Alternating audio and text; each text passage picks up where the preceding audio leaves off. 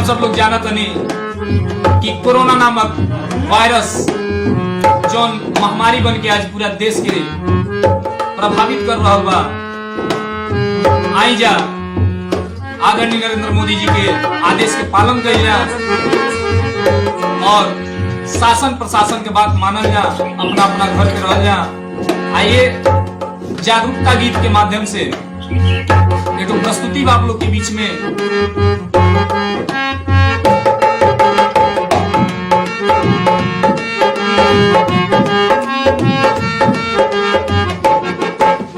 कोना कोना कोरोना के देखो, कोना कोना कोरोना के देखो फैलल बा महामारी। कोना कोना कोरोना के देखो फैलल बा महामारी। खुद के करो सुरक्षा भैया तो मिटी बीमारी। खुद के करी सुरक्षा सब जन तो मिटी बीमारी। कोना कोना कोरोना के देखो फैलल बा महामारी। कोना कोना कोरोना के देखो फैलल बा महामारी। खुद के करी सुरक्षा सब जन को मिटी बीमारी।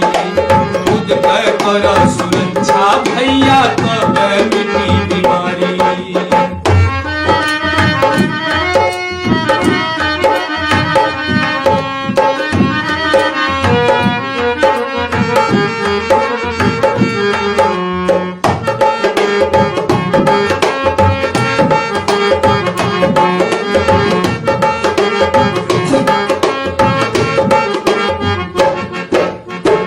मतलब कहीं घर से बहरा घूमे नाही जइहा।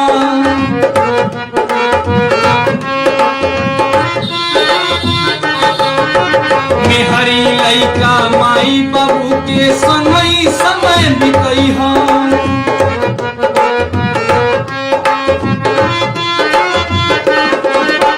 बिन मतलब कहीं ना घर से बहरा घूमे जइहा। मेहरी लइका माई बाबू के संगरी समय बितइहा। बार बार साबुन से हथवा, बार बार साबुन से हथवा धोइहा सुन नर नारी। बार बार साबुन से हथवा धोइहा सुन नर नारी। खुद के करो सुरक्षा भैया तो मिटी बीमारी। खुद के करो सुरक्षा ये चाचा तो मिटी बीमारी।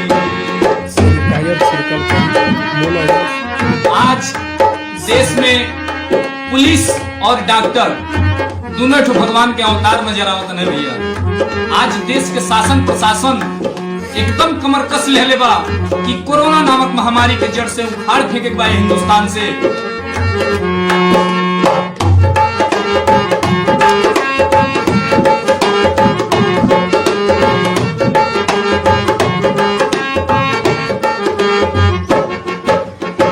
के नियरे मुंह सटा के केहू से ना बतियइहा।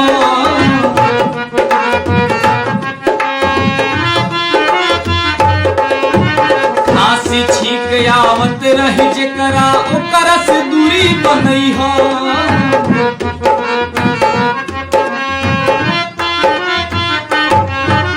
मुंह के नियरे मुंह सटा के केहू से ना बतियइहा।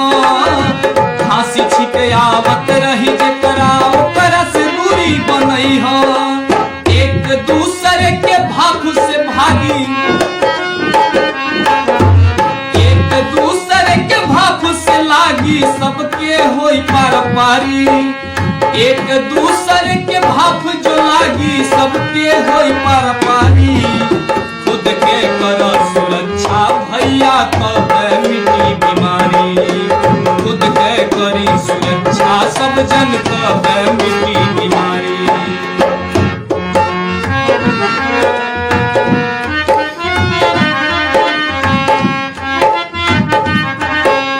डिटॉल से धोत रही, सैनिटाइजर पटत रही।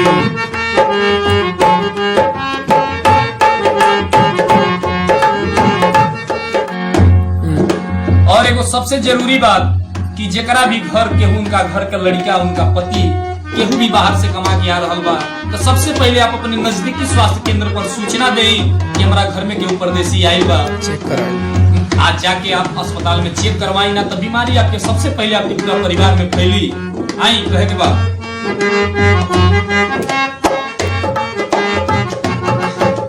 नाक मुंह सब बंद रखी जा लगा के मास्क जरूर।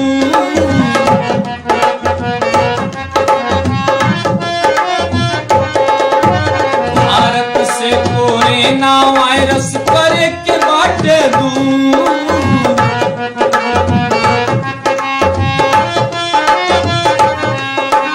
नाक मुंह सब बंद करी जा लगा के मास्क जरूर। भारत से कोरोना वायरस करे के बाट दूर। हाथ जोड़ कहे समीर सतीश, हाथ जोड़ कहे गौरव अमजद मानो बात हमारी। हाथ जोड़ कहे गौरव अमजद मानो बात हमारी। खुद के करो सुरक्षा भैया तब बेटी बीमारी। खुद के करो सुरक्षा चाचा तब बेटी बीमारी। सैनिटाइजर का प्रयोग करें। कोना कोरोना वायरस के फैलल महामारी। कोना कोरोना वायरस के फैलल महामारी। खुद के करो सुरक्षा भैया तब बेटी बीमारी। खुद के करो सुरक्षा चाचा तब बेटी बीमारी। खुद के करो सुरक्षा बहिनी तब बेटी बीमारी। खुद के करो सुरक्षा चाची तब बेटी बीमारी। डेटॉल सैनिटाइजर का प्रयोग करें और डेटॉल और सैनिटाइजर का प्रयोग करें और बिना हाथ धोए कुछ ना खाएं।